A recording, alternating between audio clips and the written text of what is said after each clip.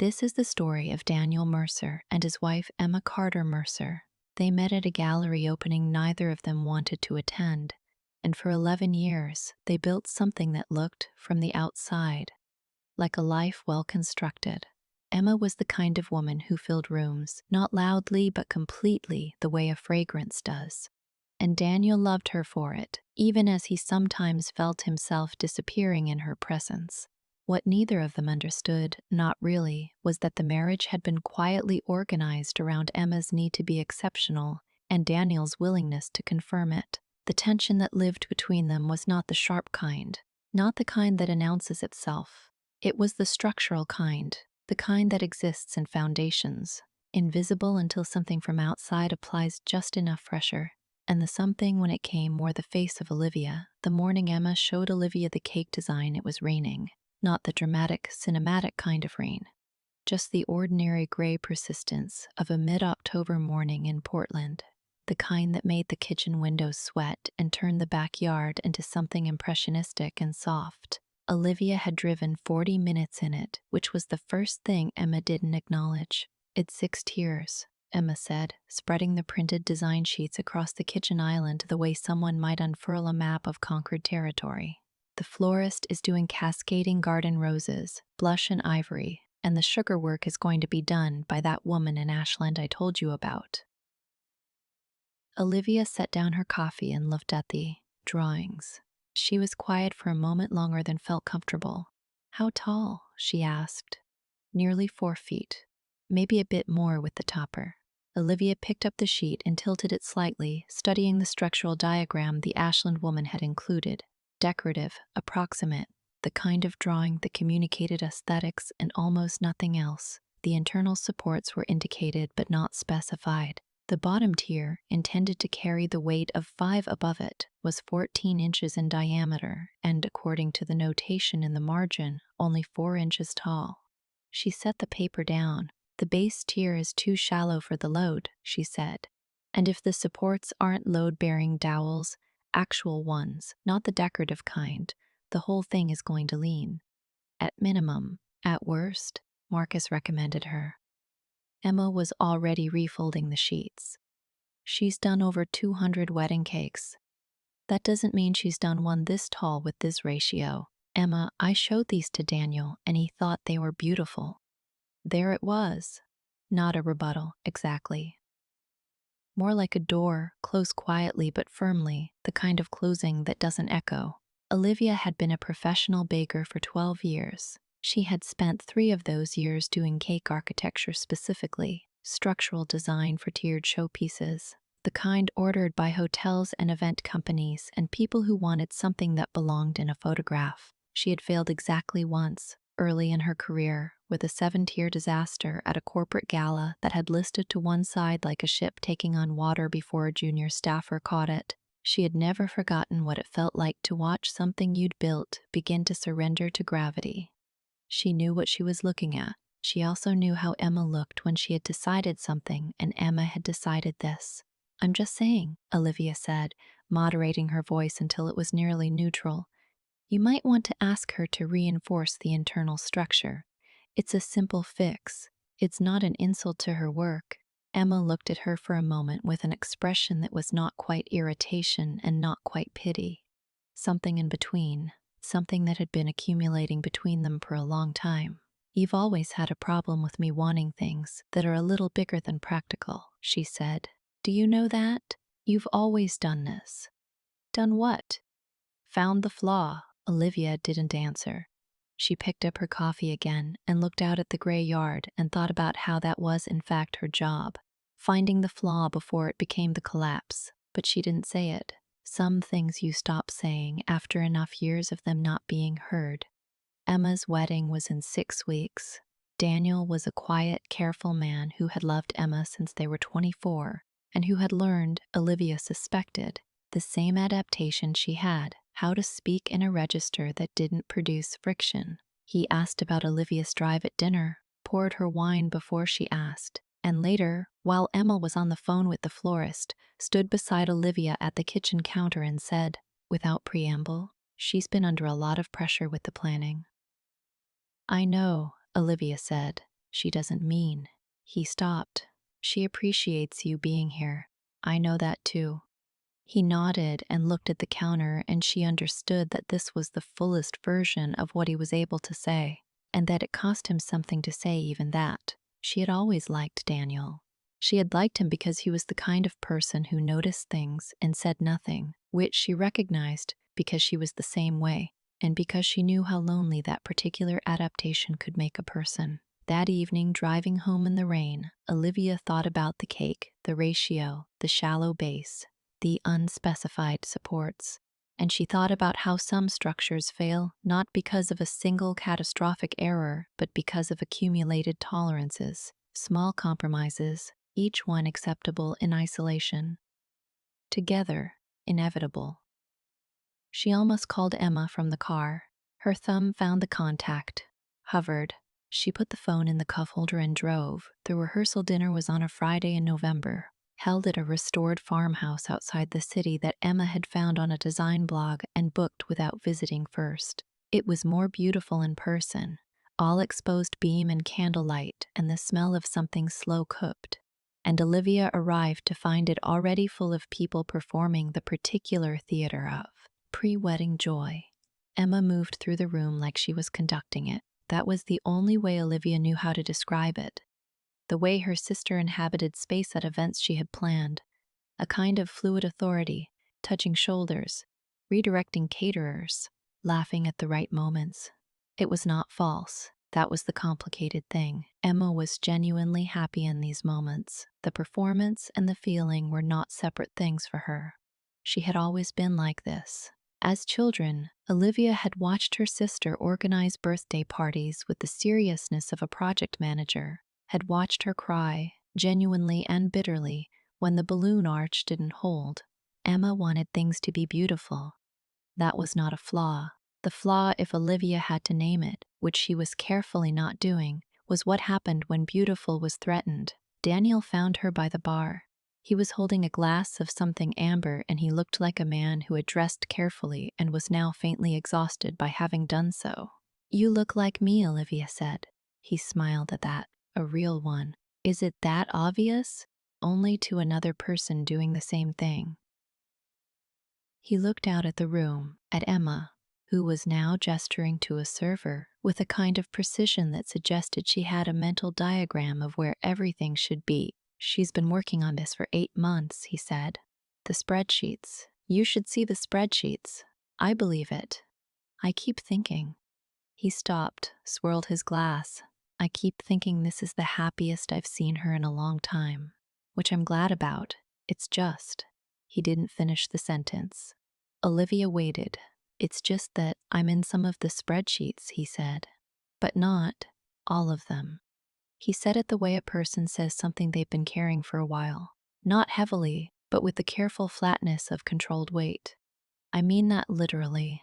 There are spreadsheets I'm not in. Vendors, timelines, seating. I'm a category. Groom preferences. One cell," Olivia said.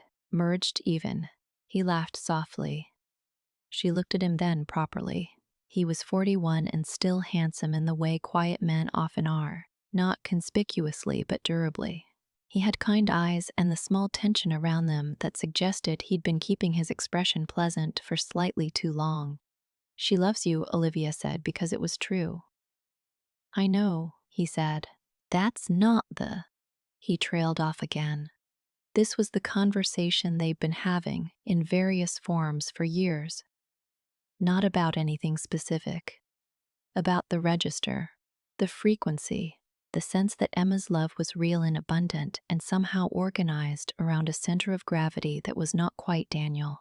There was a pause, and then Daniel said, tilting his head slightly, "Do you ever feel like," and then stopped in a way that felt different from his other stops. He glanced around the room, then at Olivia, and then, for just a moment, at something slightly beyond her. "I don't know," he said with a mild, puzzled expression. "Maybe like this story or subscribe or something." Olivia stared at him. He blinked, seemed to resettle. "Sorry, I don't know why I said that. Subscribe to what? I genuinely have no idea."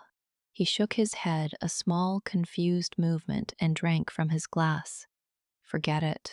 I was trying to say something about whether you feel like some conversations only happen around Emma rather than, I don't know, with her.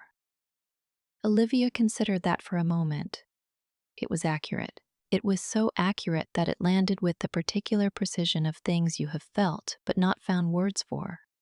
Yes, she said, since we were children. He nodded slowly, not vindicated, just confirmed. Across the room, Emma caught Olivia's eye and smiled, a full, warm smile that was entirely genuine, and Olivia felt the familiar, complicated thing that Emma had always made her feel, love and erasure simultaneously, as though she were someone who mattered very much, and also someone who was primarily useful as a witness. The cake, Olivia noted, was not at the rehearsal dinner. She had called the Ashland baker on a Tuesday 2 weeks prior, had introduced herself as Emma's sister with a background in cake structure, had tried to raise the question diplomatically. The baker had been polite and slightly defensive, and had said she was confident in her approach, that she'd done taller, that the supports were her professional concern. Olivia had thanked her and hung up. She had one more idea. She had not yet decided whether to use it. Later, helping stack dessert plates in the kitchen because no one had told her not to, Olivia thought about the thing Daniel had almost said, about conversations that happened around Emma. She thought about their mother's kitchen 20 years ago, where Olivia had first learned to bake, the only room in the house where Emma didn't immediately enter and rearrange the atmosphere, the one space that had been hers, and how eventually even that. She set down the plates, went back out to the party. Emma was laughing at something radiant in the candlelight. Olivia watched her and thought, I want this day to be perfect for you. I want it so much it frightens me a little. She also thought, you're not going to let me give you that. The wedding was on a Saturday late afternoon ceremony, reception to follow in the same venue's adjoining barn, transform, improbably and beautifully, into something that belonged in a film. Emma had done that. Whatever else was true, Emma had made this beautiful, and Olivia stood at the edge of the room in her dusty rose dress and felt proud of her in the complicated way she felt most things about Emma. The ceremony was 40 minutes and real. Daniel cried a little, controlled it immediately, and the effort of that control was somehow more moving than tears would have been. Emma held his hands and looked at him with an expression Olivia had rarely seen on her sister's face. Open, unorganized, briefly, purely there. She loves him, Olivia thought again. That's not the question. The reception opened into cocktail hour and then dinner, and the cake stood at the far end of the barn on a dedicated table, spotlit, magnificent. Olivia crossed to it once during the cocktail hour under the pretense of admiring it, and stood close enough to see what she needed to see. It was, structurally, what she had feared. The base tier had a subtle cant to it, barely visible, the kind of thing that reads as artistic asymmetry on photographs, but means something specific to someone who knows what to look for. The third tier, which bore the most complex sugar work, had shifted a fraction of an inch to the left. The dowels supporting it were decorative, as she'd suspected. The whole structure was behaving like what it was, a beautiful object not engineered for its own ambitions. She had in her car a small kit.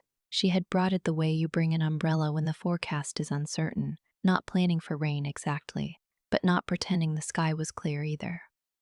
Plate-sized cake boards, food-safe adhesive, 4 proper load-bearing dowels, a small offset spatula, enough fondant in close enough colors that a repair, done quickly and correctly, would not be visible in any of the photographs. She stood at the cocktail table and ate a piece of charcuterie and thought about what it would cost her to use it. Emma found her 20 minutes before dinner service. The florist said you were looking at the cake. Emma's voice was perfectly modulated, a skill she'd developed over a lifetime of managing how things sounded. It's stunning, Olivia said. And it was. That was true. But. I didn't say but. You were looking at it the way you look at things when you're about to say but. Olivia set down her plate. This was the conversation then, the real one. She could feel it arranging itself around them, the way these things did. Not explosively, but with the dense, pressurized quality of something that had been waiting a long time for the right space. The third tier has shifted, Olivia said, and the dowels aren't structural. If the room temperature keeps climbing, it's fine. Emma. She told me it was fine. She checked it an hour ago. I know what I'm looking at.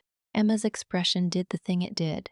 Not anger exactly, but the closing thing, the door thing. Do you know what today is? Her voice was quiet. Do you understand what you're doing right now? I'm trying to protect. You're doing what you always do. Emma looked at her steadily. You find the thing that could go wrong and you put it between us. You've done it my whole life. My promotion, my house, and now my wedding cake, Olivia. On my wedding day, that's not. You couldn't just let it be beautiful. The sentence landed the way a certain kind of sentence does, not loudly, but completely, taking up all the available space. Olivia felt it in her sternum. She thought of the rehearsal dinner, the gallery drives, the dozen phone calls over the years where she had said, I just want to make sure you've considered. And Emma had heard, I think you'll fail. She thought about whether those two things were separable, whether, in the economy of sisterhood, the warning ever fully arrived without the wound. I know, she said. Her voice came out more quietly than she intended. I know that's what it feels like. Emma looked at her and something moved through her expression. Brief, almost imperceptible. Then stop, she said. She walked away. Olivia stood for a moment, looked at the cake, then she went to her car. She did it during dinner. Most people were seated. The band was doing something low and ambient. The bar had drawn the remaining stragglers. Olivia crossed to the cake table with her bag, set it on the floor on the far side, and began to work. She had done this kind of repair under worse conditions. Trade show floors, once in a hotel kitchen, while a banquet manager stood over her visibly, not breathing. She worked with the efficiency of someone who had converted anxiety into procedure a long time ago. She repositioned the baseboard, inserted 2 load-bearing dowels through the bottom 3 tiers at the angles the design required, reset the third tier on its corrected axis, and smoothed the fondant at the join points with 3 careful strokes of the offset spatula. The total time was 11 minutes. No one saw her, or if they did, they said nothing, which amounts to the same thing. She packed her bag, walked back to her table, and sat down as the salads were cleared. The woman to her left said something about the centerpieces, and Olivia agreed that they were lovely, which they were. The cake cutting happened at 9:47. Emma and Daniel stood before it, her hand over his on the server, and the photographer moved around them in that practiced orbit. And the cake, tall and impractical and genuinely magnificent, held. Olivia watched from the third table and felt something she couldn't entirely name. Not satisfaction, exactly. Not the clean kind. More like the feeling of having kept a promise to someone who hadn't asked you to make it. Emma's face when the first tear came clean was lit from inside. She laughed, the real laugh, the one that hadn't changed since she was 7, and turned to Daniel with frosting on her thumb. And he looked at her with the expression of a man who had been waiting for exactly this and was relieved to still be capable of feeling it. Good, Olivia thought. Good. She did not tell anyone what she had done. Over the following months, this remained true. The photographs circulated. The cake was, as predicted in many of them, and Emma sent her a link with the caption, "Everyone is obsessed with it," and a string of emojis. Olivia replied that she could see why. She thought about telling her. The moment arranged itself in her mind several times over those months. Phone calls that veered close to it. A Sunday afternoon when they walked together along the river path. And Emma said, unprompted, I think I was really stressed before the wedding. I might have been not great. Which was as close as Emma usually came to certain kinds of acknowledgement. Olivia had said, You were planning a wedding. It's a lot. And they had kept walking. She didn't tell her. She wasn't entirely sure why. Partly because telling felt like completing a transaction. I did this for you, now you owe me the realization, which wasn't what she wanted. Partly because she suspected Emma didn't need to know what Olivia had done as much as she needed to know something else. Something slower. something that couldn't be delivered in an anecdote. Daniel called her in January. He was going through an old coat pocket, he said, and found a cocktail napkin with a note on it from the wedding. One of those handwritten prompt cards the reception had at every table. Advice for the couple, and he had read it and laughed, and he wanted to tell her that. She had written, "Build things that can hold the weight you actually put on them." Was that for me or for Emma? He asked. It was for both of you, she said. It was for everyone. A pause. It's good advice. Most structural advice is, he laughed again. They stayed on the phone another 10 minutes, talking about nothing specific. And she thought about what he'd said at the rehearsal dinner. The spreadsheets, the category, the merge cell, and whether that was better or worse now, and she couldn't tell. She hoped it was better. She thought it might be. She began, that winter, to say the things she previously hadn't, not dramatically, not in confrontation, just slightly more of the truth in the available spaces. She called Emma on a Tuesday for no reason. She asked her, once, what she was afraid of, and Emma laughed first and then, after a long pause, answered. The answer surprised them both. The following October, Emma and Daniel came to Portland for the weekend. It was Olivia's birthday, 39, and Emma had organized dinner at a place with good lighting and a tasting menu, which was very Emma. And Olivia had not protested because she was learning the difference between accommodation and surrender. After dinner, they walked. The city had that amber and damp quality it gets in October, the lights catching the wet pavement, and the three of them moved without hurry along the waterfront. Daniel eventually peeled off to take a call, and Olivia and Emma were left together, walking at the pace of people who have run out of things to rush toward.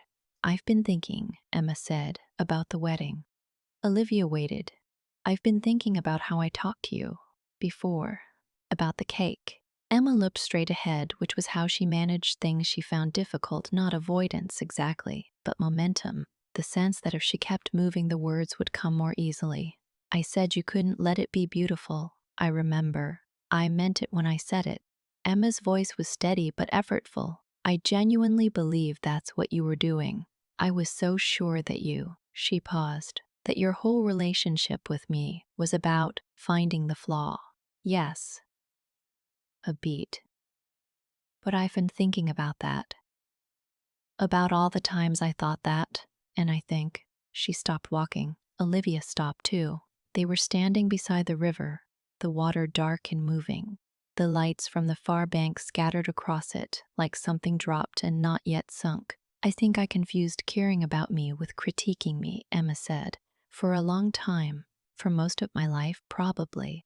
She said it with the specific tone of someone reporting rather than confessing, still somewhat armored, but making sincere contact. Emma could not fully arrive at vulnerability. She could approach it, which was more than it had once been. Olivia felt the words land. She felt something associated with them, a long, complicated pressure, releasing. I know, she said. That's not. Emma turned to look at her. That's not an okay thing to do to someone. No, it's not. I'm sorry. 2 words plainly delivered. No architecture. No management. Olivia looked at her sister's face.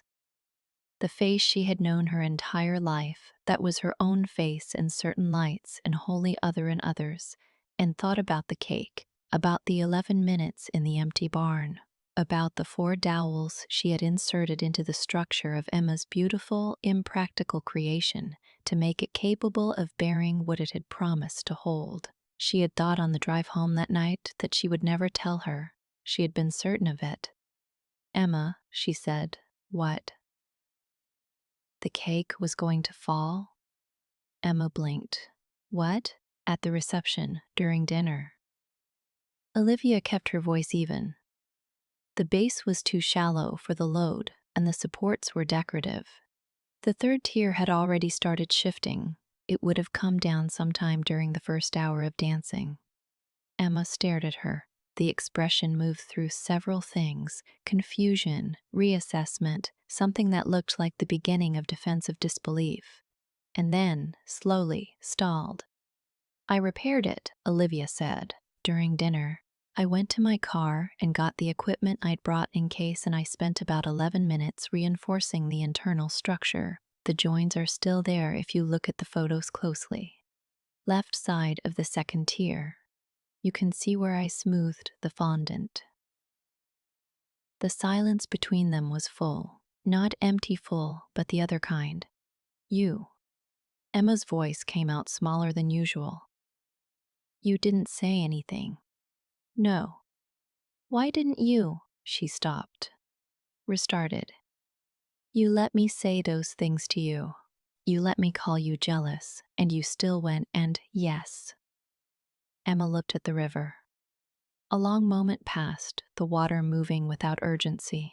That's not fair, Emma said, and it was the most honest thing she had perhaps ever said to Olivia, because it acknowledged both that Olivia had been right and that the rightness of it, the quiet and uncelebrated completeness of it, was its own kind of indictment. I wasn't trying to be fair, Olivia said.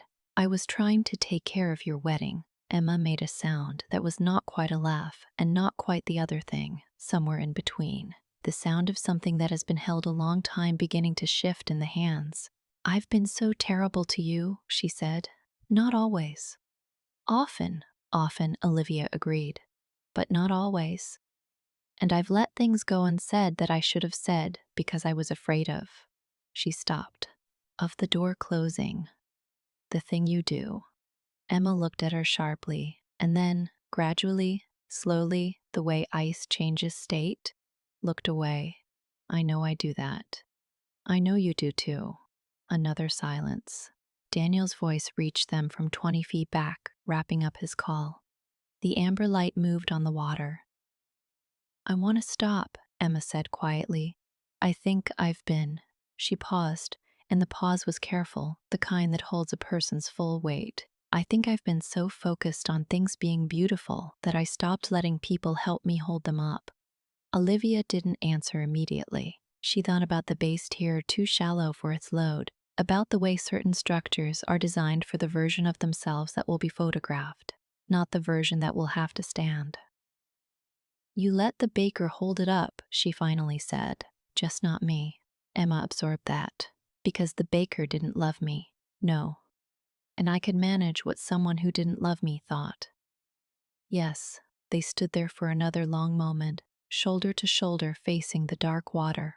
Daniel reached them and fell into step and asked what they were looking at, and Emma said nothing, everything, which was not a useful answer, and he accepted it with the grace of a man who had learned when to receive the incomplete version.